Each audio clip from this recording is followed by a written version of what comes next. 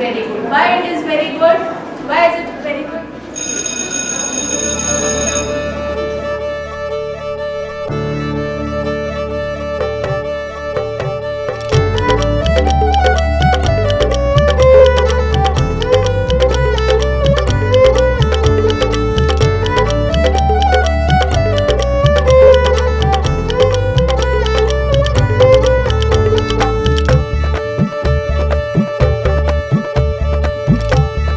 नमस्कार दोस्तों, rather I should say खमागणी दोस्तों this time. Yes, the background itself speaks and has no introduction to be given. हम हैं वीरों की धरती उदयपुर में।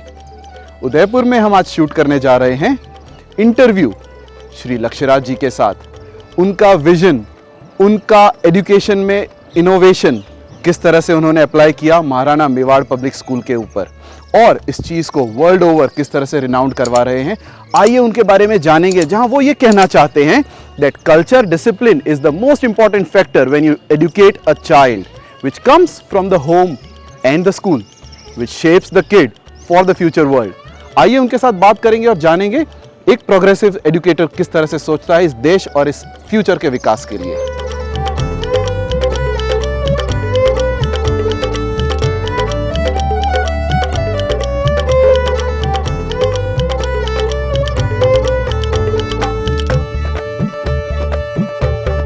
Sir, we are here to discuss about education. जी। आप एक इतनी शानदार स्कूल चला रहे हैं, आपका एजुकेशन का जो विजन है वो पूरे देश में और पूरी दुनिया में प्रचलित है।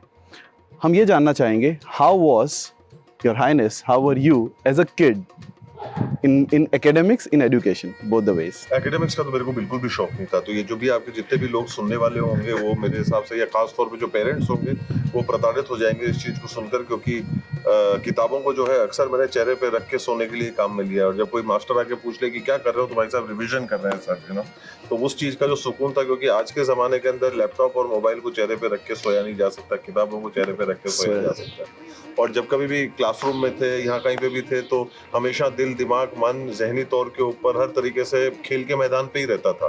तो एकेडमिक्स को लेकर जो है वो मैंने कहा गुर्दे पड़ते बाय द वे जो चीज़ है वो हो जाएगी। और एक खुशी की बात है कि घर वालों को ये था कि भाई ये पास होना चाहिए। Okay. तो उस चीज़ को जो है वो मैंने ठीक ठाक तरीके से कर लिया, तो वो काम थोड़ा हम लोग सही हो निकलते चले गए और पास हो गए, और जो है स्कूली दौर भी जो है वो कट गया। So ये कहा जा सकता है महाराजा साहब, he used to sleep with books, he used to stay with books, he was always with the books. Around the book, absolutely. और सबसे अच्छी जगह मेरी लाइब्रेरी हुआ करती थी। Oh wow! आप जब वो कारण अलग है, पर सबसे अच्छी जगह जो होती थी मेरी वो लाइब्रेरी ही थी। आप जब स्कूल में थे, I am sure as a student एक एस्पिरेशंस रही होंगी, of course being from a royal family, being a blue blood, so there are lot of things which are decided and which comes under the protocol. पर as a kid, you know, बच्चे को होता है मुझे doctor बनना है, engineer बनना है, पायलट बनना है। What were your aspirations? देखिए, ये आप लोगों की एक्सेस बैगेज है। ये सारी सोच और ख्याल और जहनी बोझ जो है ना, ये आप लोग लेकर चलते हो कि अभी तक अगर मैंने ये नहीं सोचा हो कि मैं ब्लू ब्लड हूँ, अगर मैंने ये नहीं सोचा हो कि मैं एक हाइनेस हूँ, मैंने ये नहीं सोचा हो कि मेरे और कुछ, जिस प्रकार से अभी आपने कहा कि मेरे ये सारी चीज़ों की जो है वो रिस्पॉन्सिबिलिटी होगी, ऐसा बिल्कुल भी नहीं था। ये बाहरी दुनिया को ज़रूर ऐसा लगता हो सकता है, जो अभी आपने बखूबी अपने सवाल के अंदर इस चीज़ को पेश किया। पर मैं ये कहना चाहता हूँ कि ना ऐसा कोई घर वालों की तरफ से दबाव था, ना हमें कभी ऐसा महसूस हुआ, ना हमको कभी इस चीज के बारे में इस तरीके से कभी कोई चीज को बताया गया। देखिए, हर व्यक्ति की इस पृथ्वी पर जो आता है उसकी एक नैतिक जिम्मेदारी होती है, अपने माँ बाप के प्रति, अपने घर के प्रति, अपने शहर के प्रति, अपने देश के प्रति। तो वो जो है वो सबको उसका जिम्मेदारी का उस चीज को एहसास होना चाहिए। हमारे कोई 6 सींग, 15 हाथ, 10 नाक, 20 कान, ऐसा कुछ भी नहीं है। और अगर आप मेरा खून निकालेंगे तो शायद वो ब्लू नहीं लगेगा, तो अपन कर सकते हैं।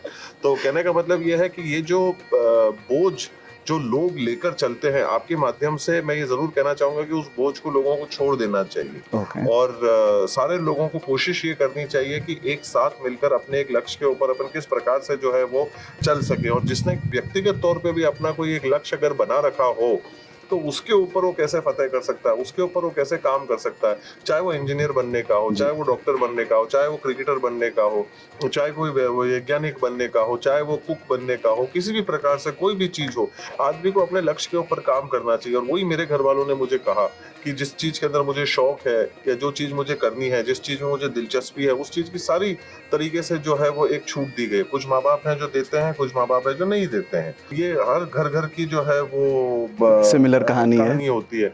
कोई उसमें से तैर जाता है, कोई नहीं तैर पाता है, और कोई उस चुनौती को समझकर उससे जीतने की या उससे अलग तरीके से उससे निपटने का एक योजना बनाकर फिर भी अपने रास्ते पे निकल पड़ता है। तो हर अलग अलग तरीके की जो है वो चीजें होती हैं, और उसके अंदर किताबी शिक्षा जो है वो काम नहीं देती है इतनी, जितना मेरे को समझ में आया है।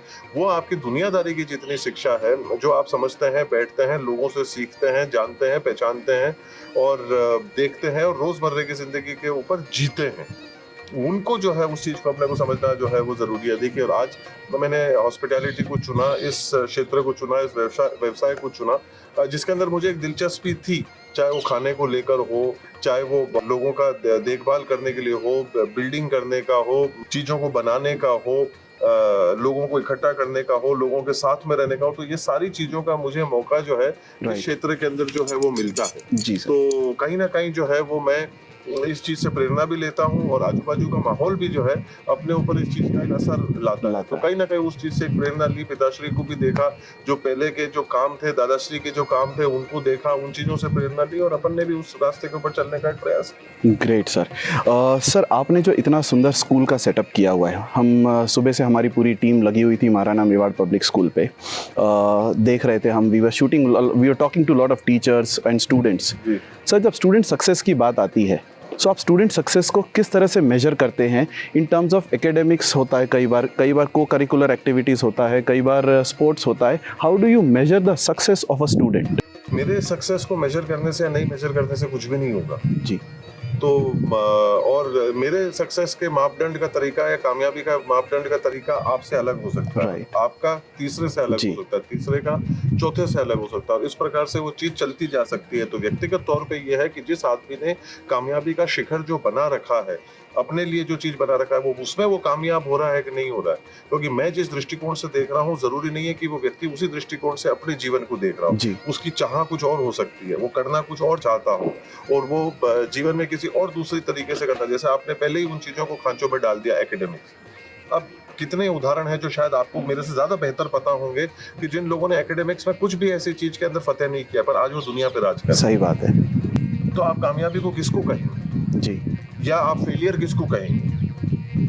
कि वो एकेडमिक्स में सक्सेस नहीं हो पाया, वो कामयाब नहीं हो पाया, वो फेलियर था, या आज वो दुनिया के ऊपर राज कर रहा है, वो फेलियर है, या क्या चीज होगी? तो ये जो एक मापदंड है तरीके का कामयाबी का, वो सबके लिए अलग है। जीवन में आदमी जो करना चाहता है, उसकी कामयाबी या उसका जो है उस मंजिल के ऊपर ना पहुंच पाना, वो उसको खुद को तय करना है। हम लोग जो है एक संस्था के अंदर उन लोगों को उन सारी चीजों से वाकिफ करा सकते हैं, शिक्षित करने का एक प्रयास कर सकते हैं। शिक्षित होना ना होना वो व्यक्ति की खुद की एक अपना निजी निर्णय है। किस क्षेत्र में वो कामयाबी हासिल करना चाहता है, वो उसका जो है खुद की एक सोच होती है कि मैं इस क्षेत्र के अंदर जो है आज की तारीख में मैं काम करना चाहता हूँ। तो अगर आप मेरे जैसे व्यक्ति को अगर आप लेंगे, तो अगर आप मेरे को मेरे एकेडमिक रिकॉर्ड से अगर आप जज करेंगे, तो मैं कामयाबी तो बहुत दूर की बात हो जाएगी, पर मैं उसके आजू बाजू भी नहीं शायद मैं भटक रहा हूँ। अ क्लियर एग्जांपल, डोंट जज a fish to climb a tree. Exactly. तो ये एक बिल्कुल एक सोच हो सकती है। तो हर व्यक्ति को अपनी खुद की कामयाबी को तय करने का एक अपना खुद का एक निजी मापदंड होता है। हम लोग उसके अंदर, उस सफर के अंदर उस व्यक्ति को अपने लक्ष्य तक पहुंचने पे और उसके ऊपर वो राज कर ले, तब तक हम लोग उसके साथ में सहयोगी बनकर हाथ पकड़ के उसको जिन चीजों की आवश्यकता हो, उन चीजों को उसको देने का जो एक काम और एक प्रयास है, वो हम लोग जो है वो कर सकते हैं। करना उसी को पड़ेगा। घोड़े को पानी पिलाने तक ले जा सकते हो, पिला नहीं सकते। तो उसी प्रकार से शिक्षा है। अब और शिक्षा किस क्षेत्र में है, किस क्षेत्र के अंदर हमारी दिलचस्पी है, वो उस व्यक्ति को तय करना है। सही बात। अगर आपको किसी क्षेत्र के अंदर दिलचस्पी नहीं है और मैं रोज आपके साथ में जबरदस्ती करूं, क्या निर्णय निकलेगा इसका? पर एक बेसिक जो चीज होती है वो हर व्यक्ति को सीखनी पड़ती है, समझनी पड़ती है। उसके अंदर वो जितनी दिलचस्पी लेगा उतनी आगे आने वाले समय के अंदर उसका काम जो है वो आसान होगा। पर सर क्या पेरेंट समझता है, बिकॉज आज की तारीख में बच्चे का करियर हमारे देश में काफ़ी बार पेरेंट्स या पड़ोस का बच्चा डिसाइड करता है। ये दो चीजें जो है वो तो दिखती ही है। एक ये है कि पेरेंट का टूटा हुआ सपना। हाँ एब्सोल्युटली सर। अब मैं पिता के तौर पर डॉक्टर नहीं बनूंगा, नहीं मेरे बेटे को तो बनाऊंगा, मेरा सपना है। पर आपके जेनेटिक्स में ही डॉक्टर नहीं आ रहा है, हाँ। फिर भी आपको बनाना है। क्या पता मेरे बेटे में हो, यस हो भी सकता है, नहीं भी हो सकता Yes. है। तो हम लोगों को इस चीज के बारे में ध्यान है। अक्सर अगर आप घर पे बैठते हो, लोगों से चर्चा करते हो, बड़े बुजुर्गों से बात करते हो, तो अक्सर जो है वो क्या चीजें निकल के आती है कि अरे मेरा ये सपना है कि मेरी बेटी ये करे, मेरा ये सपना है कि मेरा बेटा ये करे। जी। किसका सपना है? मेरा। उसका क्या सपना है? उसका क्या सपना है वो अभी तक तय नहीं किया गया, उसके ऊपर अभी तक बात नहीं की गई है। Right. तो जरूरी चीज ये है कि भाई मेरे बेटी का या मेरे बेटे का क्या सपना है, और उदाहरण पड़ोसी के बच्चे का देने में कोई हर्ज नहीं है अगर वो कामयाबी का अपन उदाहरण दे रहे हैं। राइट। पर ये चीज हमको ध्यान रखनी पड़ेगी कि जिस क्षेत्र के अंदर वो कामयाब हुआ जरूरी नहीं है कि हम भी उसी क्षेत्र के अंदर कामयाब हों। बट सर उसकी कामयाबी मेरे सक्सेस रेशियो को बदल देती है ना। वो if he is successful so my failure is being considered as a success as his success. Depends if it is in the same field or not. So Yes. it becomes very detailed oriented. It cannot be, this cannot be left generic. Right. It cannot be left open. अब वो मेरा पड़ोसी जो है वो एक scientist है space का, और मैं जो हूँ एक कुक हूँ। Right. अब मैं ये उदाहरण दूं कि क्या कहते हैं कि भाई वो तो जो है वो स्पेस के अंदर इतना सक्सेसफुल साइंटिस्ट है, देखो तुमने क्या किया। सब्जी में नमक डालना उसको नहीं आ रहा होगा। तो कहने का मतलब यह है कि एग्जैक्टली तो उसकी तुलना उसी के क्षेत्र से करनी पड़ेगी। जी। तो कामयाबी, अगर वो कामयाब हुआ है तो बहुत अच्छी बात है, उसकी कामयाबी से हमको प्रेरणा लेनी चाहिए। जी।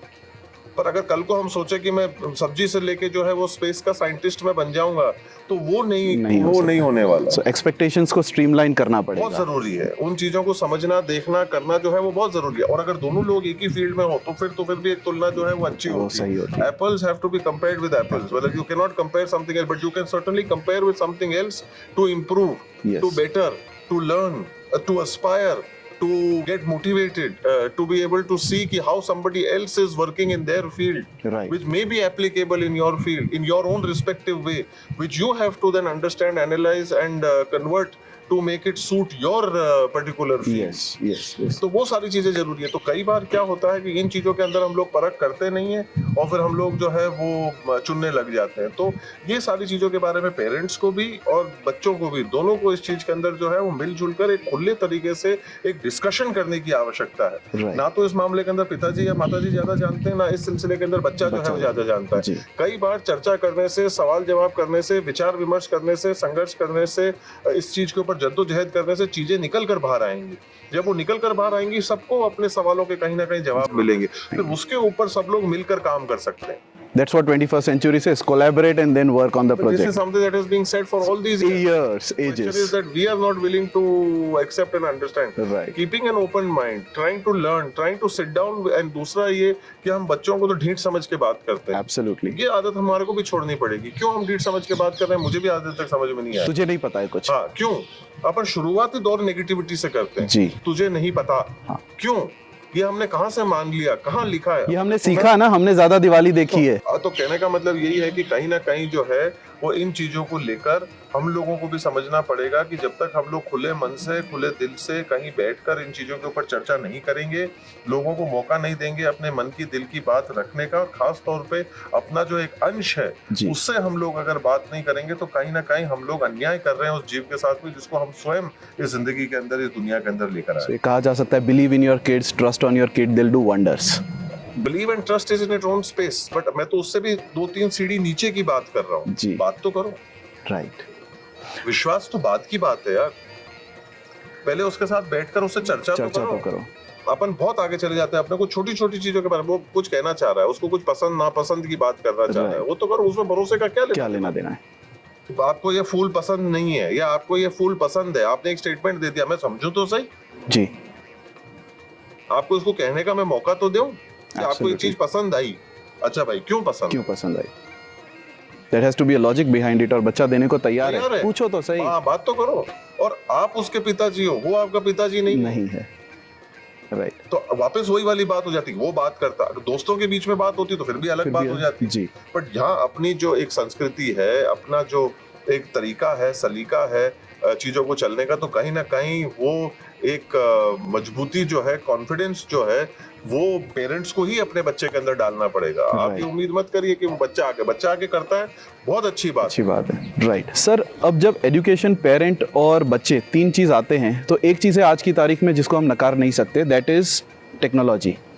How much do you feel technology plays an important role when it comes to education? And what is Maharana Mewar Public School, as an institution, as a future growth place of a kid doing towards this? सबसे पहली बात तो जो है वो एक ही बात ये आती है कि चाहे वो बच्चों तक सीमित नहीं है या स्कूलों तक सीमित नहीं है, जब तक हम लोग टेक्नोलॉजी के गुलाम नहीं बन रहे हैं तब तक सब कुछ ठीक है जी। अब उसके अंदर अपन बच्चे को अलग तरीके से क्यों उसको आइसोलेट क्यों करें? क्या आज हम लोग हमारे मोबाइल के बिना रह पाते हैं? और हम लोग अगर रह पाते हैं तो कितनी देर के लिए रह पाते हैं? और क्या वो हमारे को चला रहा है या हम उसको चला रहे हैं जी? तो ये केवल सवाल जो है वो बच्चों तक ही सीमित नहीं है, क्योंकि अपन उसके ऊपर दादागिरी कर सकते हैं एक बच्चे पे, अपन उसको दबा सकते हैं, अपन उसको चार चीजें कह सकते हैं, अपन उसको डरा सकते हैं, धमका सकते हैं। तो इसका मतलब ये थोड़ी है कि अपने को किसी ने लाइसेंस दे दिया जो अपनी मर्जी है, आपने उसको लॉजिकली देखा, वापस वो पहले वाली बात आ जाती है, आपने उस पर चर्चा करी। अगर वो कंप्यूटर के ऊपर बैठा हुआ है या इंटरनेट के ऊपर बैठा हुआ है, टेक्नोलॉजी के ऊपर, टेक्नोलॉजी का मतलब क्या हुआ? लैपटॉप, मोबाइल, आज की तारीख में इतना मोटा-मोटी इतनी चीज जी। तो आज की तारीख में उसका उपयोग क्या हो रहा है, किस चीज के लिए उपयोग किया जा रहा है, कितनी देर के लिए उपयोग किया जा रहा है? तो ये सारे बुनियादी चीजें जो हैं वो पहले मास्टर को भी देखने पड़ेंगे, स्कूल को भी देखने पड़ेंगे और घर वालों को भी देखने पड़ेंगे। आज सबसे पहली बात तो ये अपन बात करते हैं जो छोटे छोटे बच्चों के अंदर आज की तारीख में मैं चीजें देखता हूँ, माताओं को देखता हूँ, पिताओं को देखता हूँ, जब खिलाने का वक्त आता है उनको खाना सबसे पहले, खाना तो बाद में खिलाते हैं, पहले उसको मोबाइल खिलाते हैं, वो पहले मोबाइल खाता है, तो बैठ जा पहले। हाँ, और वो मोबाइल के बिना आप बिठा नहीं पा रहे हो जी। ये आज का हश्र ये है, आज की सच्चाई है। और फिर आप ये पूछना चाहते हैं कि बाद में जाकर क्या होगा? चश्मे क्यों लग रहे हैं? किसका बच्चा है? पड़ोसी का तो नहीं है ना, अपना ही है ना। चश्मे किसके लगे? अपने बच्चे के लगे। आंखें किसकी खराब हो रही है जी? सर के अंदर दर्द किसके हो रहा है? कंधों के अंदर तकलीफें किसके आ रही है? रीढ़ की हड्डी को लेकर किसकी तकलीफें जो है वो बढ़ रही है? पोस्चर्स किसके खराब हो रहे हैं? बच्चे आज की तारीख में गेम्स खेलने के लिए क्यों नहीं जा रहे हैं? गेम के नाम पे वीडियो गेम है और विजन के नाम पे टेलीविजन है। तो ये चीज कर कौन रहा है? और फिर अपन कहें कि नहीं ये तो गलती इसकी है, ये वो गलती इसकी है, तो फिर वो टोपी इसके सर और उसके सर का खेल जो है वो तो बाद में खेलते रहेंगे। पर उस सिलसिले के अंदर आपने एक भविष्य को तो आपने जो है वो बात आपने की और आदत डाल दी बच्चों को, किसी ने भी करी हो, बच्चा तो अपना है, जिम्मेदारी तो अपनी है ना। सही बात। पर टेक्नोलॉजी जो, वापस मैं आपके बुनियादी सवाल पर आता हूँ कि टेक्नोलॉजी एक अच्छी चीज है जब तक अपन उसको इस्तेमाल कर रहे हैं और सीखने के लिए इस्तेमाल कर रहे हैं, समझने के लिए इस्तेमाल कर रहे हैं। आज कोई चीज समझनी हो तो आप 2 मिनट के अंदर उसको निकाल सकते हो, 3 मिनट की आप क्लिप देख सकते हो, 2 मिनट की क्लिप देख सकते हो, आपके फंडामेंटल उससे क्लियर हो सकते हैं। डेटा दे दिया इन टेक्नोलॉजी ने, पर गाइडेंस देना स्कूल का और पेरेंट्स का दोनों का काम है, और सही राह पे ले जाए। यूटिलिटी कितनी है उसके ऊपर एक कैप करना, एक डिसिप्लिन, एक अनुशासनित तरीके से, वो सबसे ज्यादा जरूरी है। सर आजकल काफ़ी सारे स्कूल्स हैं जो मॉडर्न डे में स्कूल कहलाते हैं अपने आप को, they are more concentrating on जो वो लड़ाई चल रही है कोर्स कंप्लीट करने की और एग्जाम में फर्स्ट आने की, वो मार्क्स लाने की, वो सारी चीज़ें चल रही है। But there are certain things जो कल्चर, मॉरल बिहेवियर और डिसिप्लिन चीज़ें हैं वो लुप्त हो रही है। So as Maharana Mewar public school, how do we initiate this? हम इस चीज़ पे किस तरह से अपनी चीज़ें आगे रखते हैं टुवर्ड्स किड्स? संस्कृति को तो जो है वो इंसान छोड़ नहीं सकता ना, तो उन चीज़ों को तो अक्सर जब हम लोगों की बैठकें होती हैं तो इन चीज़ों के ऊपर हम लोग काम करते हैं। लोगों ने इन चीज़ों को छोड़ने का एक प्रयास करा हो, पर हम लोगों की तरफ से इस चीज़ के ऊपर एक जोर रहता है कि हम लोग इन चीज़ों को ना भूलें, हम लोग इन चीज़ों को जो है वो पीछे ना करें। और ये जब तक हम लोग एक संस्था के तौर के ऊपर हम लोग करते रहेंगे, चाहे हमारी भाषा को लेकर हो, चाहे तहजीब तमीज़ को लेकर हो, तो ये सारी चीज़ें तो बहुत ज़रूरी हैं और होनी भी चाहिए। और आज की तारीख में देखिए परिस्थिति इस हद तक आ चुकी है कि ये भी चीज़ें सिखानी पड़ रही हैं। ये तो हमारे ब्लड में हुआ करता था। एग्जैक्टली। सर जब बच्चों की और पेरेंट्स की और स्कूल की बात आती है, we can not ignore teacher. Being a teacher, एक स्कूल के लिए सबसे बड़ा एक एसेट होता है टीचर। हम आज आपके काफ़ी सारे टीचर से मिले जो इतने स्पेशली आपका जो आर्ट्स एरिया है जहाँ पे we saw big elephant which is operated and काफ़ी सारे आर्ट्स और ड्राइंग्स काफ़ी सारे थे। What do you do to enrich these teachers? Because आप एक एग्रेसिव ट्रैवलर हैं, आप वर्ल्ड ओवर घूमते हैं, आप अलग अलग एजुकेशन सेटअप्स देखते हैं, आप काफ़ी सारे कॉन्फ्रेंसेज अटेंड करते हैं। So how do you make your teachers live up to the level or the mark how the globe is moving? देखिए, आज की तारीख के अंदर कांस्टेंट अपग्रेडेशन तो जो है, सबसे पहली बात तो ये वो व्यक्तिगत तौर के ऊपर उस व्यक्ति की खुद की निजी एक जिम्मेदारी भी है। जी, पहली बात, उससे आदमी भाग नहीं सकता। अगर आज आपने जैसे मुझे कहा कि मैं एक एविड ट्रैवलर हूँ, वो मुझे किसी ने कहा नहीं, वो मेरी खुद की एक नैतिक जिम्मेदारी है कि जो जिम्मेदारियां मैंने ले रखी है उसकी वजह से, और मेरे को खुद को भी सीखने और समझने का एक शौक है, मेरे को खुद को एक पैशन है कि नहीं, अपने को ये चीज करनी है, अपने को सीखना है, अपने को देखना है। ऐसा नहीं है कि अपन एक बंद कमरे में बैठ गए, सुबह गए, वापस आ गए, कुछ भी नहीं किया। Life stops. एग्जैक्टली। तो एक सबसे पहली बात तो ये कि आपके खुद के अंदर जो है वो एक सीखने करने का जो एक दिया है वो हमेशा जलता रहना, पहली बात। दूसरी बात ये कि संस्था के तौर के ऊपर हम लोगों की कोशिश ये रहती है कि ऐसे लोग जिनका दिया जल रहा है, जो लोग खुद अपने तरफ से जो है वो मेहनत कर रहे हैं, उन लोगों को उनके अलग निकाल कर उनको एडिशनल ट्रेनिंग्स के ऊपर भेजना, उनको अलग जगहों के ऊपर भेजकर उनको एक्सपोज करना, ये एक संस्था हमेशा करती रहती है, चाहे विदेश हुआ चाहे देश में हुआ। कोरोना से, अभी तो कोरोना के दौर के अंदर ये चीजें नहीं हुई, पर कोरोना से पहले जो था उस दौर के अंदर खूब लोगों को भेजा गया, सीखने के लिए भेजा गया, देखने के लिए भेजा गया कि वो देखेंगे तो सीखेंगे। तो इस प्रकार से जो है हम लोग इस चीज को लेकर जो है वो काम करते रहते हैं, वो सीखते रहे, देखते रहे, जाते रहे, और उसी प्रकार से इन चीजों को जो है अपनी संस्था के अंदर भी जो है वो चीजों को अप्लाई करते रहे। तो सर, आपके स्टूडेंट्स, जैसे हमने कहा, काफ़ी बार आप स्टूडेंट एक्सचेंज प्रोग्राम भी करवाते हैं, बाहर से फैकल्टी स्पेशलाइज्ड लोग आते हैं, आप बच्चों को भी भेजते हैं। सो हर बच्चे की एक डिफरेंट लर्निंग नीड होती है। So what do you feel, ये लर्निंग नीड आप किस तरह से सेटिस्फाई करते हैं as a Maharana Mewar public school? Learning needs, देखिए सर, अब आज की तारीख में काउंसलर्स और ये सारी चीजें जो है बहुत ज्यादा चीजों को लेकर आगे आ गए, इनके टेस्ट आने लग गए कि किसकी स्ट्रेंथ किस में है, किसका एप्टीट्यूड किसके अंदर है। तो this is a very now personalised thing. अब इसके अंदर पहले जैसे नहीं कर सकते थे कि अच्छा ये 100 बच्चे आए, इनको गणित पढ़ा दो, अच्छा ये 200 बच्चे आए, इनको भूगोल पढ़ा दो जी। तो अब वो चीज नहीं चलती। अब हर आदमी की दिलचस्पी किसी ना किसी के अंदर होती है, उनको फॉर्म्स दिए जाते हैं, उनसे बाकायदा पूछा जाता है। जो अपन ने शुरुआती दौर के ऊपर जो अपन ने पहले बात करी कि उनको किस चीज की दिलचस्पी है, पहले वो तो पूछे, उनका इंटरेस्ट तो जाने। तो जब वो इंटरेस्ट जानने लग जाते हैं तो फिर उस हिसाब से इन लोगों को उसी खांचों के हिसाब से बांटा जाता है और फिर उसी चीज के अंदर इनसे काम कराया जाता है। वन इम्पॉर्टेंट क्वेश्चन, स्कूल तक तो सीमित है जो बात, वो ठीक है, बट आफ्टर स्कूल के लिए as Maharana Mewar public school, how are we preparing the kids after school, that is career या कॉलेज या एस्पिरेशंस? इसके अंदर कोई भी ऐसी चीज नहीं है कि जो रातों रात की जाती है। ऐसी कोई चीज नहीं है कि जो एक साल में या एक महीने में या एक हफ्ते में की जाती है। जब से वो बच्चा हमारे साथ आता है तब से लेके जब तक वो खत्म करता है, उसको उसी चीज के साथ में उसको तैयार किया जाता है, उसी सोच के साथ में तैयार किया जाता है कि जब वो हमारे यहाँ से 12वीं खत्म करेगा तो वो इतना सक्षम हो कि उसका मतलब जो है दिल दिमाग खुला हुआ हो, आंखें खुली हुई हो, और उस दुनियादारी के लिए परिपक्व हो कि कहीं जब उसको नौकरी के लिए अप्लाई करना है या उसको कॉलेजेस के लिए अप्लाई करना है तो वो अपनी आत्मा में क्लियर हो कि उसको किस स्ट्रीम में जाना है और किस फील्ड में जाना है। जो 10वीं से के बाद में या 9वीं से उन चीजों के प्रति काम होना चालू हो जाता है, फिर 11वीं के अंदर वो अपनी स्ट्रीम को चूज कर ले और 2 साल तक जो उस चीज के ऊपर काम करता है तो उसके कॉलेज, उसकी यूनिवर्सिटी जहाँ पर उसको उसके लिए अप्लाई करना है एडमिशंस के लिए, वो पूरी तरीके से तैयार हो। तो ये काम 8वीं 9वीं क्लास से ही जो है वो चालू हो जाता है। तो ऐसा नहीं है कि स्कूल के बाद क्या होगा तो ये 12वीं में पहुंचेगा तब सोचेंगे, नहीं, वो जब से हमारे पास में आता है। और मोस्टली हमारे बच्चे जो है वो हमारे साथ में काफी सालों से, 5, 6, 7 साल से हमारे साथ में रहते हैं, या नर्सरी से या शुरू से जो हमारे साथ में रहते हैं, उनका ये काम उसी दौर से तभी से जो है वो शुरू होने लग जाता है। सर, आपका एक रेजिडेंशियल स्कूल भी है और डे बोर्डर्स भी हैं यहाँ पे। So sir, I look towards, जैसे जब मैं स्कूल विजिट कर रहा था मैंने देखा कि आपके बच्चे काफ़ी सारे टेक्नोलॉजी में भी हैं, आपके बच्चे काफ़ी सारे सिलाई बुनाई भी कर रहे हैं, काफ़ी बच्चे पेपर भी रिसाइकल कर रहे हैं। सो इस चीज़ को अगर आप स्किल मैनेज कर रहे हैं बच्चों की, सो आप इंडिया को इसमें योगदान किस तरह से दे रहे हैं? आपका विजन क्या है आगे एज अ स्कूल हेड और एज अ एजुकेशन हेड? जो आपने सारी बातें कही, यही ये मेरे सवाल का जवाब ही आपके सवाल में है।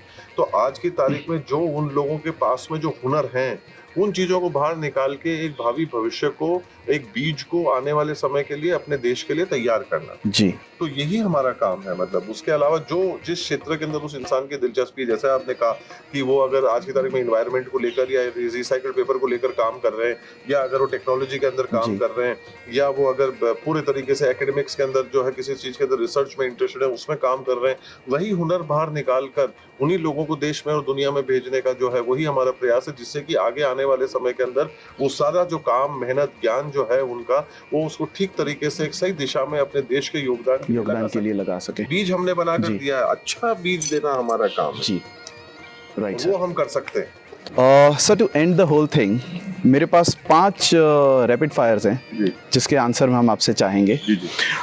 From the heart, you are a prince, educator और a chef. What comes first? Sir मैं तीनों को ही नहीं मानता हूँ. So, what is you as an individual from the heart? As an individual there is a very nice quote जो लिखा गया है और मैं उसके अंदर पूरी तरीके से बिलीव करता हूँ कि a free spirited traveler who believes in a world without boundaries, making me a scientific sadhu to a chaotically creative energy. Wow. What type of entertainment will you be choosing if given a chance? A DDLJ type, a border type, or a Lagan type? A film called Dosti, that is the type I would choose. Oh my God. If मैं course के बाहर की बात If given a chance for a next birth, you would wish to come as a... myself. Okay. If you were given a chance to run the country, which ministry would you choose? Education. Education. 5 things that we should not miss at Udaipur. अब देखिए again interesting enough.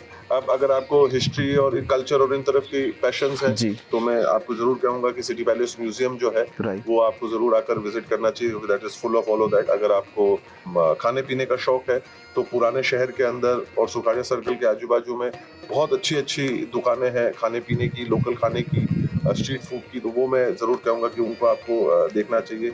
और दूसरा, अगर आपको कला संस्कृति इसके अंदर अगर आपको प्रेम है, आर्ट की तरफ आपको प्रेम है, तो 2 चीज़ें रिकमेंड करूंगा मैं कि पुराने शहर के अंदर वापस मिनिएचर आर्ट को लेके मेवाड़ ने खूब काम किया. तो यहाँ पे खूब सारी जगहें हैं जहाँ पर इन चीज़ों का जो है वो काम होता है. तो उसको जाकर देखना, सीखना, समझना. और म्यूजियम्स के अंदर जो मिनिएचर पेंटिंग्स जी. पहले एक पुरानी जो पेंटिंग्स लगी हुई उनको आके देखिए, सीखिए, समझिए. फैब्रिक्स का भी जो है यहाँ पर अच्छा काम है, कपड़ों को लेकर अच्छा काम है. तो उसका भी मार्केट उदयपुर के अंदर जो है वो अच्छा है. और ठहरने करने का, घूमने का अगर आपको शौक है तो वर्ल्ड की टॉप 2 टॉप 3 होटल्स पूरी दुनिया की जो है उदयपुर शहर से आती है. तो उनको आइए, उनको एक्सप्लोर करिए, उनको देखिए. सर, हम देख रहे हैं उदयपुर स्मार्ट सिटी बनने जा रहा है. कहीं स्मार्टनेस में जो प्यार है, उदयपुर का जो कल्चर, हेरिटेज, जो लव है, वो स्मार्टनेस में गायब तो नहीं हो जाएगा? देख, वही वाली बात है, बिल्कुल सही बता रहे हैं. पैराडॉक्स ऑफ लाइफ है ये. तो समझना पड़ेगा हम लोगों को कि स्मार्ट सिटी से पहले हमको स्मार्ट सिटीजन बनना जरूरी है. तो हम लोग अगर स्मार्ट सिटीजन बन जाएंगे, सिटी खुद ब खुद स्मार्ट हो जाएगी. It was lovely indeed talking to you.